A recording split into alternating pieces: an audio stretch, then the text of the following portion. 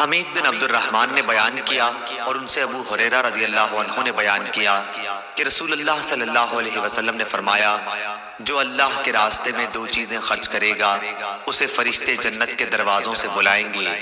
کہ اے اللہ کے بندے، یہ دروازہ اچھا ہے۔ پھر جو شخص نمازی ہوگا اسے نماز کے دروازے سے بلایا جائے گا،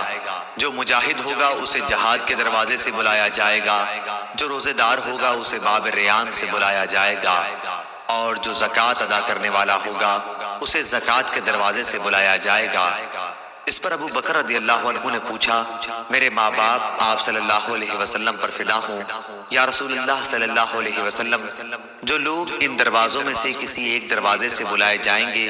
مجھے ان سے بحث نہیں، آپ یہ فرمائیں کہ کیا کوئی ایسا بھی ہوگا جسے ان سب دروازوں سے بلایا جائے گا؟ آپ صلی اللہ علیہ وسلم نے فرمایا کہ ہاں، اور مجھے امید ہے